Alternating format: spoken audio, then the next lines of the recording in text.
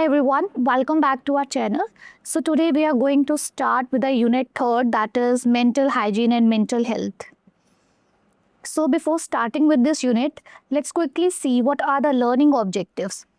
So in this particular unit, we will learn what is mental health and mental illness, what is the concept of mental hygiene, characteristics of mentally healthy person, components of mental hygiene, role of nurse in mental hygiene, ego defense mechanism, causes of various mental disorders, concept of personal and social adjustment, and the concept of guidance and counseling. And the chapter outlines are mental hygiene, mental health, mental illness, promotive and preventive mental health strategies, ego defense mechanisms, personal and social adjustment, maladjustment, guidance and counseling, and role of nurse. So let's begin with the concept of mental hygiene. So mental hygiene is a branch of psychiatry which deals with how we can maintain and restore our mental health. किस तरीके से हम अपनी जो mental health है उसको maintain कर सकते हैं और restore कर सकते हैं. If anyone of suffering from any kind of mental disorder, so how we can prevent it by having the correct treatment, prevention and therapies through early education, early treatment and public health measures. So now quickly understand what are the four major components of mental hygiene. So first one is preservation, कि कैसे हम अपनी mental health को preserve करें, कैसे हम अपने आप को, यहाँ पे preservation का मतलब है कैसे हम अपने आप को protect करें, what steps we should take in order to protect ourselves from developing any kind of mental illness. Prevention, how we can prevent if we are like suffering from any kind of mental disorder, how we can prevent ourselves. Health maintenance, what health strategies, what kind of lifestyle we should adopt in order to remain healthy physically as well as mentally. हमें किस तरीके से stress को manage करना है, कैसे emotions को regulate करना है, कैसे अपने आप को वेंटिलेट करना है. So by using these steps we can maintain our health. Last one is curative and rehabilitation. Here the meaning of curative is removing the cause and bring the person back to the previous state. कि कैसे हम उस इंसान को, if anybody is suffering from any kind of mental disorder, तो कैसे हम उसको अच्छे से क्योर करके पुरानी स्टेट के ऊपर वापस लेकर आ सकते हैं. Here and rehabilitation means कि after he or she is overcome that from particular illness, कि कैसे हम उसको दोबारा से नॉर्मल इन्वायरमेंट में जो है वो इंट्रोड्यूस कर सकते हैं. फॉर एग्जाम्पल कि आफ्टर हैविंग अ स्ट्रोक हम पेशेंट को एडवाइस करते हैं जब उसका जो डिजीज़ है वो कंट्रोल सिचुएशन में आ जाता है कि वो with the help of physiotherapy वो धीरे धीरे अपने आप को normal day to day life में क्या करे, एडजस्ट करे. So this is known as rehabilitation.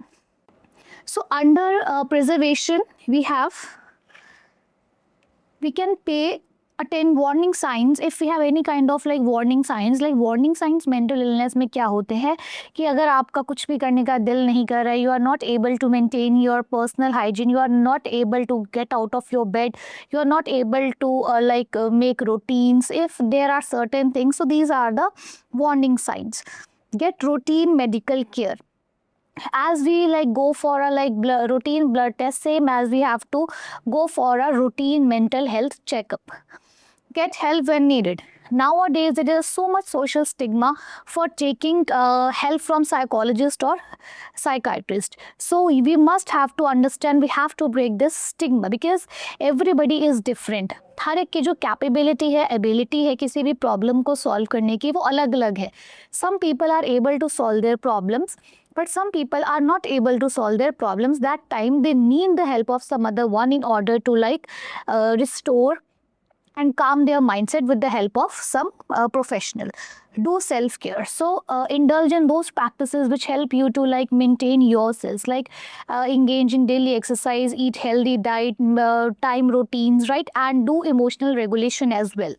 Now let's quickly understand what are the characteristics of mental health.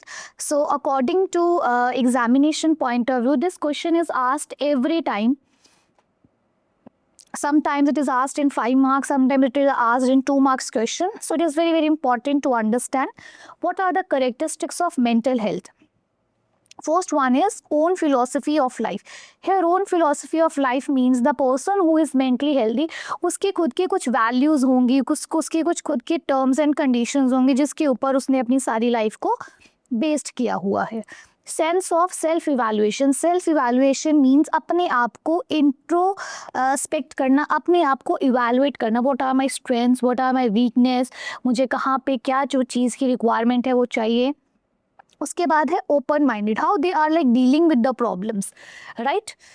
Emotionally mature, emotional here mature means कि यहाँ पे the person is able to control emotions, और यहाँ पे आप ये भी कह सकते हो emotional intelligence, you can also use the word here emotional intelligence, कि people who are mentally healthy they are also like emotionally intelligent as well, they know how to regulate their emotions, they know how to express their emotions, they know their emotions very well। उनके खुद की अपने आप के emotions की understanding करने का जो लेवल है वो बहुत अच्छा होता है। वो खुद के इमोशंस को, दूसरे के इमोशंस को बहुत अच्छे से समझते हैं और उनको अपने इमोशंस को एक्सप्रेस करना भी बहुत एक्यूरेटली आता है। That is emotional mature.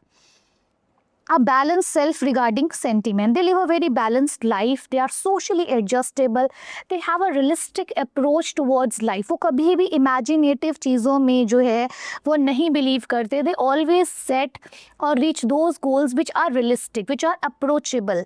Intellectually sound, here intellectually sound means they are easily adjustable, a quick problem solver जो है ये लोग होते हैं।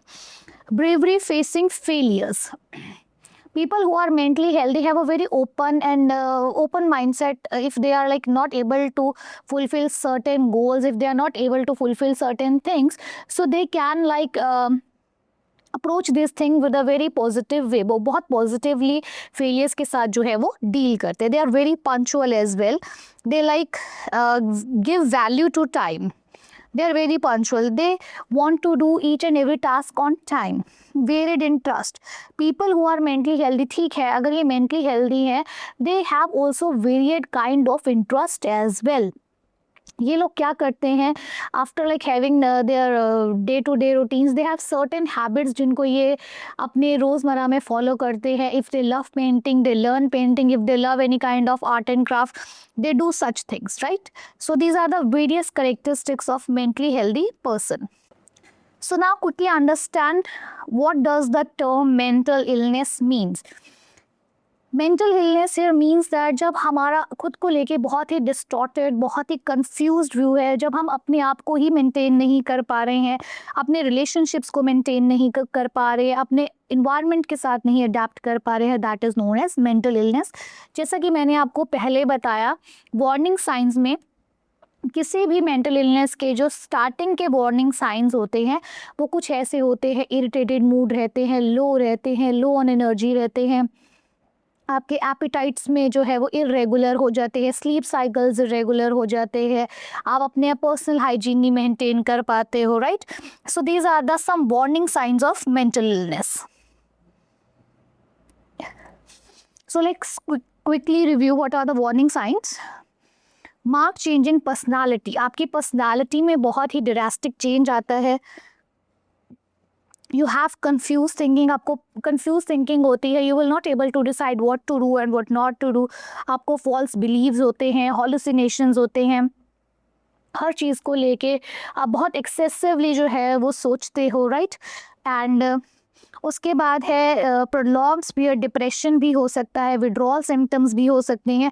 ये सारे के सारे वार्निंग साइंस है। ऐसा नहीं है कि आपको हर जो person who is suffering from any kind of mental illness आपको सब में ये सारे सिम्टम्स मिलेंगे। It is very very subjective from person to person, but 90% of the patients में आपको मोर और लेस ये सारे जो वार्निंग साइंस है ये देखने के लिए मिलेंगे। कुछ लोग सुसाइड की बातें करेंगे, कुछ लोग जो है वो सोमैटिक सिम्टम्स को लाइक साइकोलॉजिकल प्रॉब्लम्स को फिजिकल प्रॉब्लम्स में कन्वर्ट कर लेते हैं, जिनको जो कि मल्टीपल जगह पे एक ही टाइम पे बताते हैं कि हमारे बहुत सारे बॉडी पार्ट्स में जो है वो पेन हो रहा है, स्लीपलेसनेस है, right? These people are not able to maintain their anger or hostility. Sometimes they start abusing any kind of drugs. Last one is growing inability to cope with problems and daily activities as such as alcohol, school and job. जब ये चीज़ें बहुत ज़्यादा बढ़ जाती हैं, that time those people are not able to adapt or cope up with their work environment. अगर वो पढ़ रहे हैं तो वो पढ़ नहीं पाएंगे, अगर वो जॉब कर रहे हैं तो वहाँ पे अच्छे से जॉब नहीं कर पाएंगे। So these are the warning signs of poor mental health. So last one is strategies for promoting mental health. So this is a very easy topic. आप इसमें कुछ भी लिख सकते हैं what you like. So यहाँ पे प्रमोशन का मतलब है कि आप किस तरीके से जो मेंटल हेल्थ है उसको नॉर्मल पब्लिक में ज़्यादा से ज़्यादा जो है वो एडवर्टाइज कर सकते हो, कैसे ज़्यादा से ज़्यादा लोगों को अवेयर कर सकते हो कि मेंटल हेल्थ क्या है, कैसे आप इसको मेंटेन कर सकते हैं, कैसे आप इसको प्रिवेंट कर सकते हैं। सबसे पहले तो हम क्या कर सकते हैं, हम मेंटल हेल्थ एजुकेशन लोगों को बताएंगे। हम बताएंगे कि what is mental health and why it matters and what are the importance of it. उसके बाद what are the good habits and lifestyles which we can adopt through which we can like maintain our mental health। जैसे कि if we follow routines, अगर हमारी life में routines होते हैं, healthy diet है, हेल्दी लाइफस्टाइल है, तो हम कहीं ना कहीं बहुत सारे जो है अपने आप को बहुत सारे मेंटल इलनेस से कहीं ना कहीं क्योर कर लेते हैं। अगर किसी भी तरीके से हमें किसी भी तरह का कोई मेंटल इलनेस हो जाती है, ज़रूरी नहीं है कि मेंटल इलनेस होने के पहले ही करना है। Sometimes we are not able to detect at proper time, so what proper treatment and compliance you should take given you are able to know कि yes I am suffering from this. हम लोगों को guidance दे सकते हैं, counsellings provide कर सकते हैं कि व्हाट इज़ इट, ये है क्या। Most of the people don't know कि what is mental health, right, and what are the impacts we are having. अगर हम अपनी मेंटल हेल्थ को अच्छे से मेंटेन नहीं कर पाते हैं, so what impact it does on our so what impact it create on our physical health. So social participation is also very much necessary. जैसे कि हम नुक्कड़ नाटक करते हैं, ड्रामास करते हैं, कुछ भी करते हैं, these also play a very important role in creating awareness in the society. Last one is self-understanding. Self-understanding is very, very important कि how we understand these things from our perspective, from our perception. So these are the various strategies for promotion of mental health. So we are done with promotive mental health strategies. So now we are doing preventive mental health strategies. Under preventive mental health strategies, we have 4 things: primordial, primary, secondary and tertiary. So primordial में हम लोग क्या करते हैं, जैसे कि I will explain you with the help of example, कि जैसे कि हम रोज़ हेल्दी डाइट खाते हैं, एक्सरसाइज करते हैं, अपने आप को मेंटेन करते हैं, डेली हम लोग अपना in every 6 months we go for routine blood test, we doing each and everything. So this is primordial prevention. किसी चीज़ के होने से पहले ही उसको ठीक करना, कर्ब करना, that is known as primordial prevention. Primary prevention में क्या है, बिफोर द ऑनसेट, होने से पहले ही किसी चीज को क्या है करना, before the onset, right, that is primary. Next one is secondary. Secondary prevention में हम लोग क्या करते हैं, we do early detection of any disease, कि हम उसको जल्दी से जल्दी जो है वो डिटेक्ट करें और उसको जो है वो एप्रोप्रिएट ट्रीटमेंट दें। टेरिटरी में हम लोग क्या करते हैं, आफ्टर द डायग्नोसिस, जब हमें पता चलता है कि yes we are suffering from this and this, उस प्रॉब्लम को ज़्यादा डेटोराइड होने से बचाने के लिए जो भी हम जो कॉम्प्रिहेंसिव जो ट्रीटमेंट है हम वहाँ इसमें देते हैं in tertiary prevention.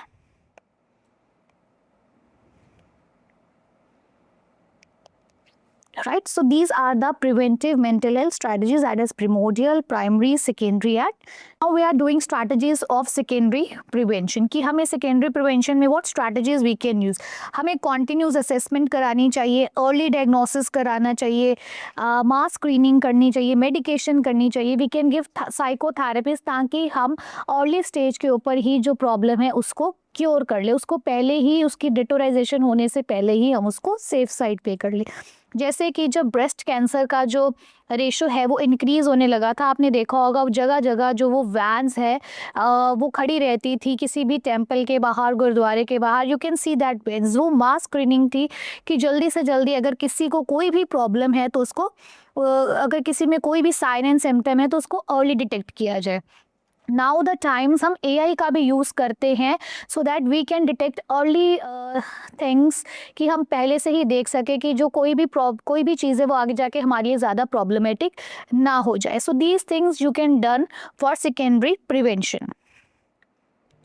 Now we have strategies of tertiary prevention. So first one is rehabilitation, you are very well know next one is integration into self help group. अब integration into self help groups है means that कि हम उनको ऐसी जगह पे लेके जाएं, उनको ऐसी जगह पे इंट्रोड्यूस करें जहाँ पे उनके जैसे ही लोग हैं, जिनको उनके जैसे ही प्रॉब्लम है, राइट, जहाँ पे वो दूसरे से बात कर सके, जहाँ पे वो लोगों को अपनी एडवाइस दे भी सके, उनसे अब वहाँ पे अपनी एडवाइस ले भी सके, जहाँ पे इन लोगों को म्यूचुअल सपोर्ट हो.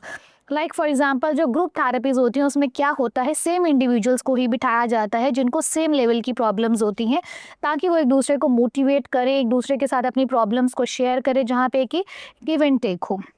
Encouragement of self confidence and independence after like having any kind of disease, हम उसको एक self confidence जो है वो provide करते हैं so that they can like perform their day to day activities. So last one is take care homes. So now let's see what is the role of nurse in preventive mental health illness. First one is advocate. So as an advocate, the main role of the nurse here is to create a conducive environment so that people can be, so that she can aware the people around her. Secondly, she can also increase the awareness regarding the prevention of mental illness. Next one is technical advisor. As a technical advisor, the role of nurse here is कि वो जो public health planners हैं उनको advise कर सके कि किस तरीके की जो intervention prevention policies होनी चाहिए वो किस तरीके की होनी चाहिए. So the next one is leader and collaborator. So as a leader, the main role of the nurse here is to ensure that she will also work with intersectorial collaboration so that कि each and every sector get awareness regarding the mental health. Next one is as a researcher.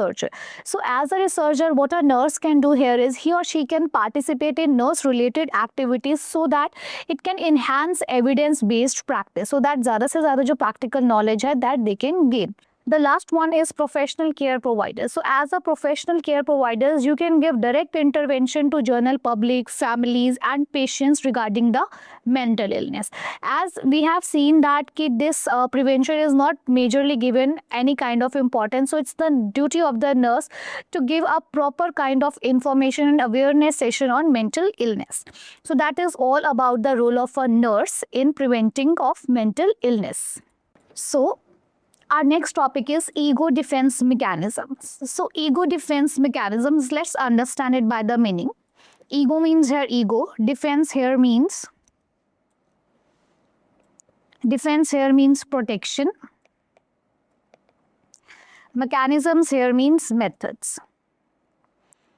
So now let's understand further what is it. So defense mechanisms क्या होते हैं? Defense mechanisms play a very important role in our day-to-day life. So defense mechanisms हमें help करते हैं कि हम अपनी anxiety और stress के साथ cope up कर सके.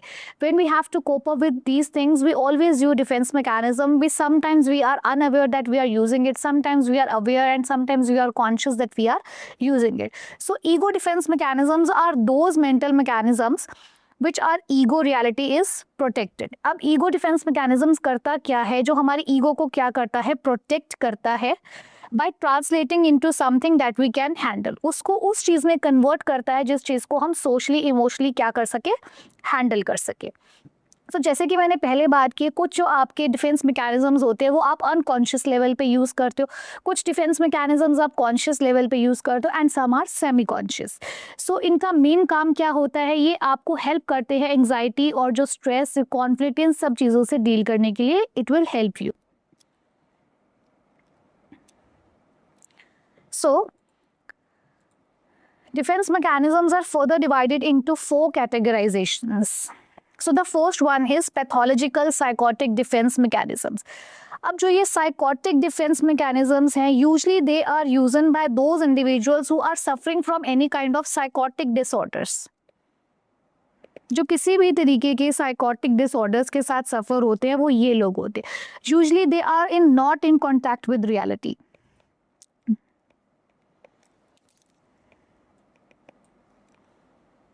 ये लोग रियलिटी को भी मानने से मना कर देते. They always deny to accept reality.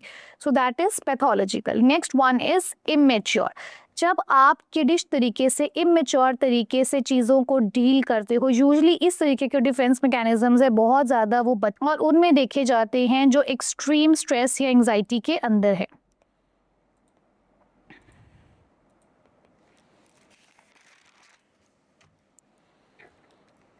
The next one is neurotic defence mechanisms. अब न्यूरोटिक डिफेंस मैकेनिज्म्स क्या है, जो हमें हेल्प करते हैं एंजाइटी को रिड्यूस करने में. It reduces our anxiety plus make us able to solve our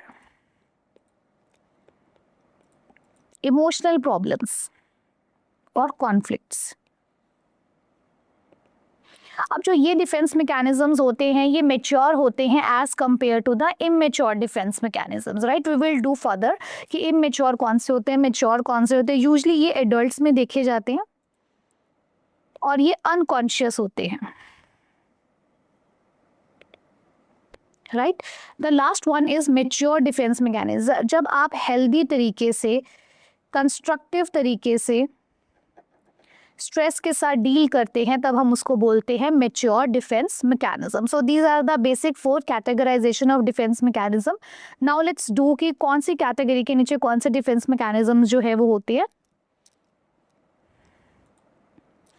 the first one is pathological. अब पैथोलॉजी के अंदर we have 4 kind of like defence mechanisms. First one is denial, refuse to accept reality. Reality को मानने से ही मना कर देते. जैसे कि हमने पहले किया कि जो पैथोलॉजिकल डिफेंस मैकेनिज्म्स के अंदर आते हैं लोग, they are suffering from psychotic disorders. वो लोग तो पहले ही रियलिटी के साथ टच में नहीं होते and they are often refuse to accept reality. जब कभी भी उनके पास कोई भी ऐसी सिचुएशन आती है which is like more overwhelming और एंशियस, तो वो उसको मानने से ही क्या कर देते हैं, मना कर देते हैं. जैसे कि किसी की लव्ड वन की डेथ हो जाना, ठीक है, तो क्या करते हैं वो, समटाइम्स वो कहते हैं नहीं ऐसा तो हो ही नहीं सकता. Right, next one is delusional projection. जब ये लोग कहते हैं कि जो दूसरे लोग हैं वो मुझे हार्म करेंगे, मुझे मार देंगे या मुझे कंट्रोल करेंगे, या वो सीसीटीवी कैमरास लगा के हर टाइम मुझे ऑब्जर्व कर रहे हैं, या वो मेरे खाने में मुझे पॉइजन दे देंगे, that is known as delusional projection.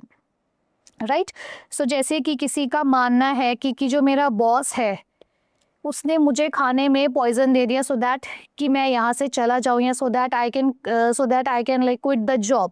Right, अगर जो मेरे नेबर्स हैं वो टीवी के द्वारा क्या कर रहे हैं, मुझे सिग्नल्स भेज रहे हैं, मुझे ऑब्जर्व कर रहे हैं. राइट, वो टीवी के बीच में से आके मुझे देख रहे हैं. सो people who use this delusional projection have this kind of thinking. So the next one is distortion. अब इसमें क्या होता है, people who use this kind of like defence mechanism usually ये क्या करते हैं, ये रियलिटी को ट्विस्ट कर देते हैं कि चीज़ों को अपने हिसाब से बना लेते हैं, जैसा वो उनमें बिलीव करना चाहते हैं और जैसा वो रहना चाहते हैं. जैसे कि they twist reality to match what they believe and what they want, and even उनकी अब जब बातें सुनोगे तो you will feel that there is no sense in it. For example, जैसे कि बच्चे कहते हैं कि मैम ने मुझे इस करके फेल कर दिया क्योंकि मैम मेरी इंटेलिजेंस से जो है वो जेलस करती है. मैम को लगता है कि मैं ज़्यादा इंटेलिजेंट हूँ, मेरे ज़्यादा मार्क्स आते हैं. या अगर किसी को जॉब से निकाल दिया जाता है तो वो बाहर आके ये कहता है कि नहीं नहीं मैंने तो ये जॉब इसलिए छोड़ दी क्योंकि मैं इससे ज़्यादा डिज़र्व करता हूँ. राइट, सो इस तरीके के जो एग्जाम्पल्स हैं, इस तरीके के जो लोग हैं वो इस तरीके की जो बातें हैं वो करते हैं while they are using the distortion. ये अपने ही तरीके से जो रियलिटी है उसको ट्विस्ट करते हैं. उसके बाद है एक्सट्रीम प्रोजेक्शन, ब्लेमिंग अदर्स. जब हर टाइम हम दूसरों को मैंने नहीं किया, इसने किया, they all are doing something bad to me, that is known as projection. जैसे गलती किसी और की होना और किसी और का नाम लगा देना, that is known as projection. So the next one is immature defense mechanisms. Under immature defense mechanism, we have acting out, fantasy, idealization, passive aggression, projection, somatization and splitting. So acting out में क्या है, हम अपने emotions को हम अपने क्या कर रहे हैं, express कर रहे हैं सिर्फ. So now let's do immature defense mechanisms. So under this we have acting out, fantasy, idealization, passive aggression, projection, somatization and splitting. So what is acting out?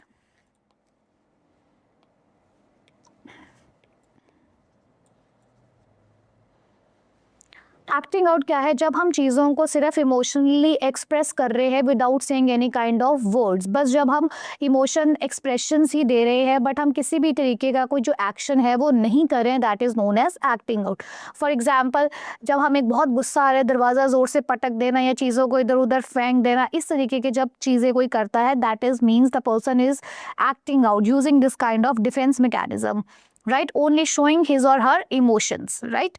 Next one is fantasy. So fantasy में क्या है? escaping into imagination instead of solving real life problem.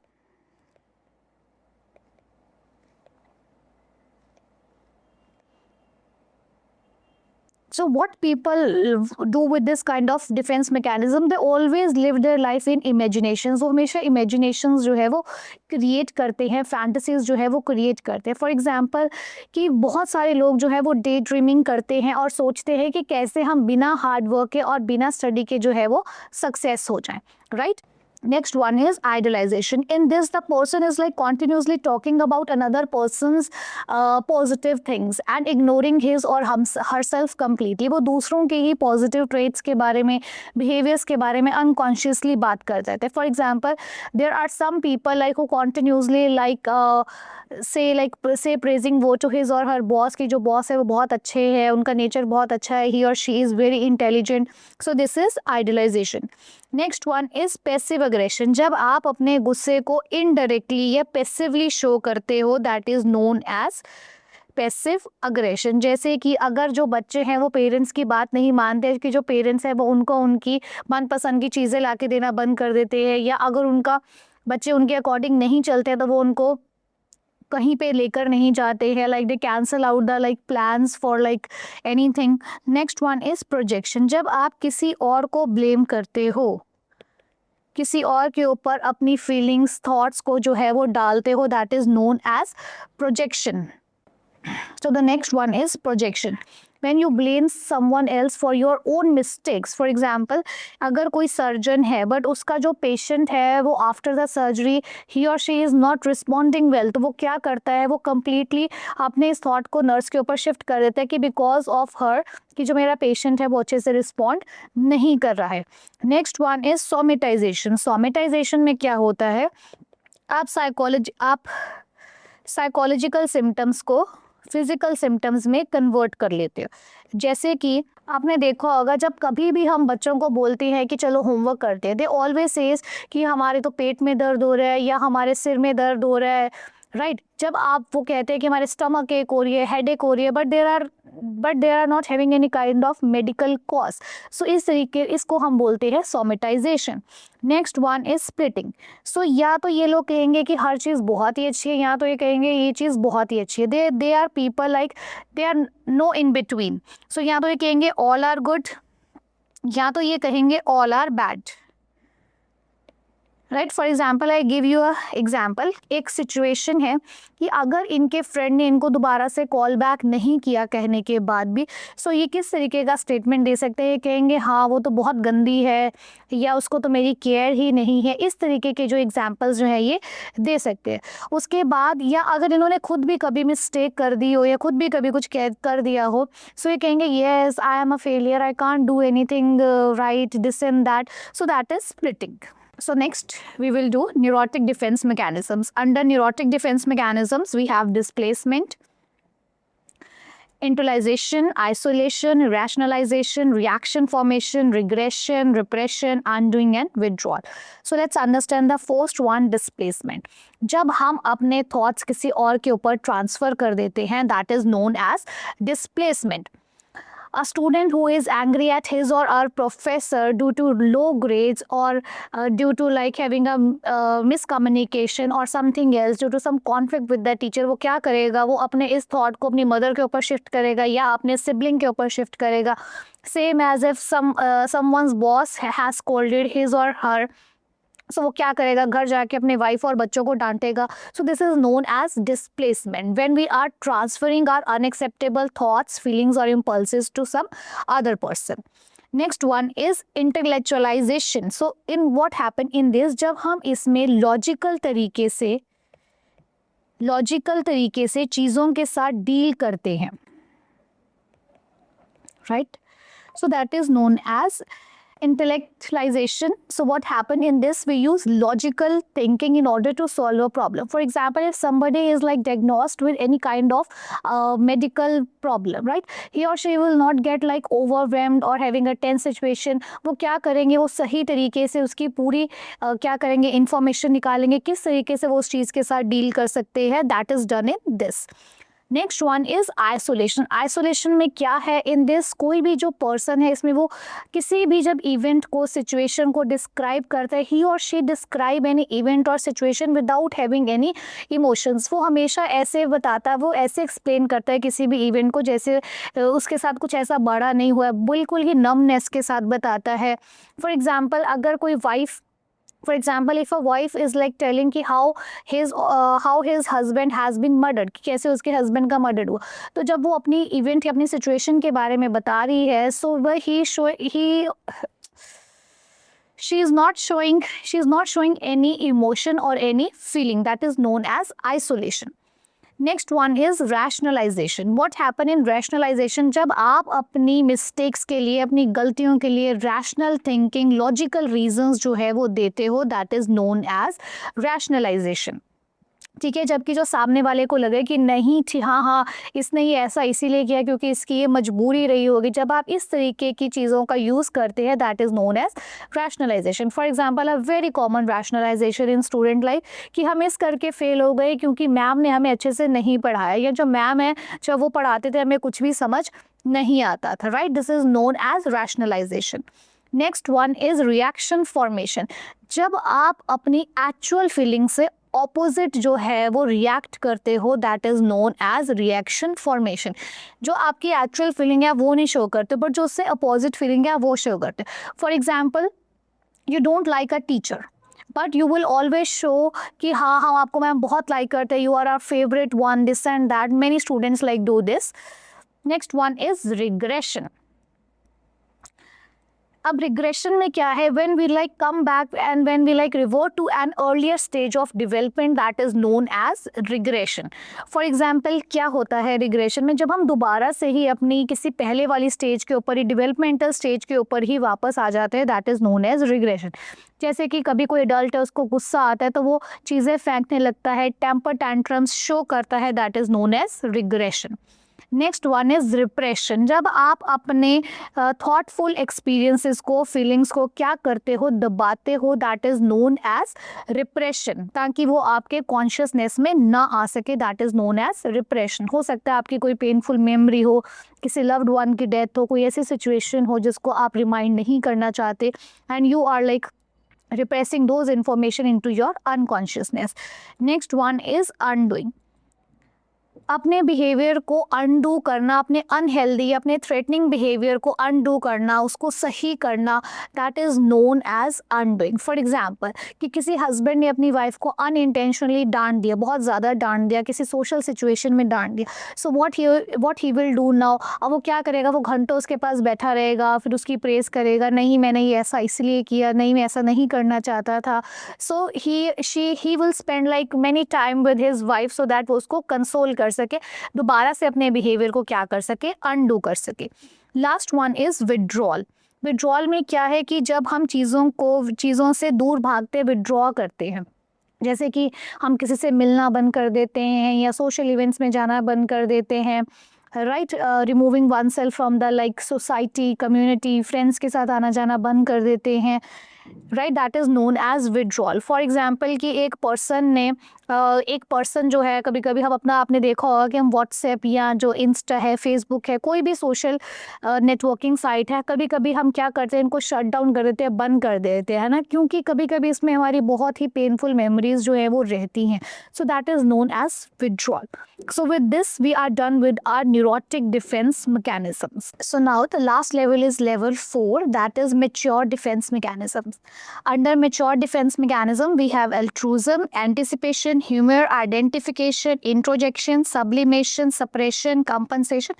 Assertiveness is not a defense mechanism, but it is a healthy way of coping with stress. Healthy or mature way of coping with stress.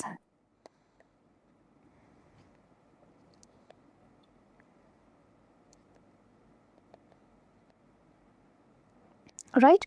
So let's understand the very first one, that is altruism.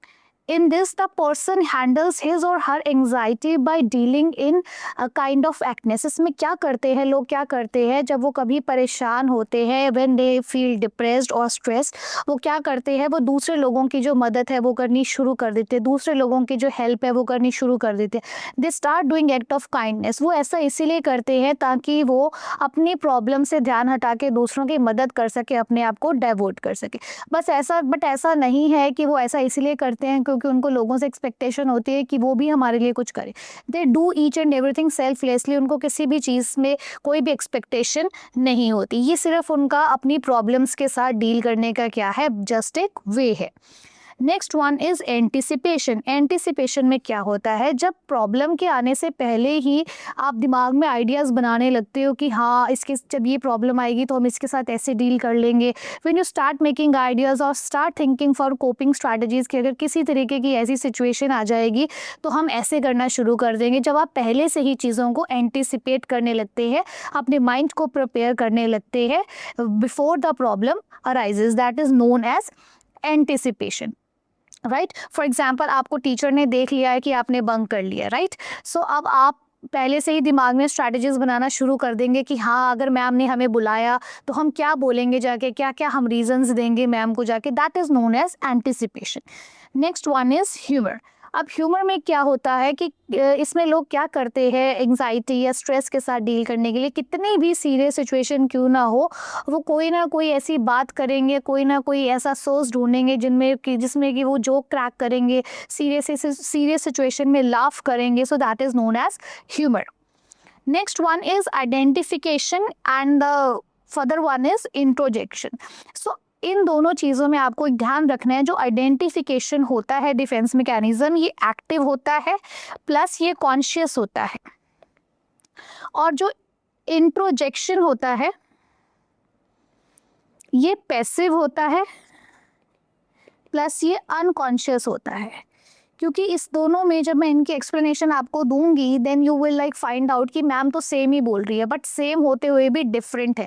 करते हम दोनों में एक ही चीज़ है, but still जो identification है, I am repeating it again, जो identification है वो क्या होता है, एक्टिव होता है और कॉन्शियस होता है.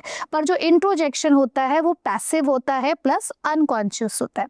अब आइडेंटिफिकेशन में आप क्या करते हैं, आप जिसके जैसा बनना चाहते हैं उसकी ट्रेट्स को, उसकी पर्सनालिटी को, उसकी बिहेवियर को क्या करना शुरू कर देते हैं, कॉपी करना शुरू कर देते हैं. Right. But you are doing all this thing consciously. आप एक्टिव हो, आपको पता है that you are doing it. Right. For example, आपने देखा होगा छोटे छोटे बच्चे यूजुअली अपनी टीचर्स को इमिटेट करते हैं, उनके जैसा डिस्टर्ब होने की कोशिश करते हैं, उनके जैसे पर्स कैरी करने की कोशिश करते हैं, उनके जैसे बात करने की कोशिश करते हैं. राइट. बिकॉज वो कहते हैं कि हमें भी बड़े होके टीचर बनना है. सो बेसिकली आप तभी आइडेंटिफिकेशन करते हो जब आप किसी को एडमायर करते हो, लाइक करते हो. बट इन इंट्रोडक्शन आप क्या करते हो, आप दूसरे लोगों के आइडियाज़ को क्या करते हो, एब्जॉर्ब कर लेते हो. कैसे एब्जॉर्ब कर लेते हो, you are not conscious about it. Right. You do it everything unconsciously और प्लस पैसिवली. आपको पता भी नहीं होता कि कब आप उनके पर्सनैलिटी ट्रेट्स को, थॉट्स को, ओपिनियंस को अपने आप में अपना लेते हो. राइट. अब इंट्रोजेक्शन की एग्जाम्पल को समझते हैं. जैसे कि सोसाइटी पोर्ट्रे करती है कि जो पतले लोग होते हैं या गोरे लोग होते हैं वो ज़िंदगी में ज़्यादा जल्दी सक्सेसफुल होते हैं.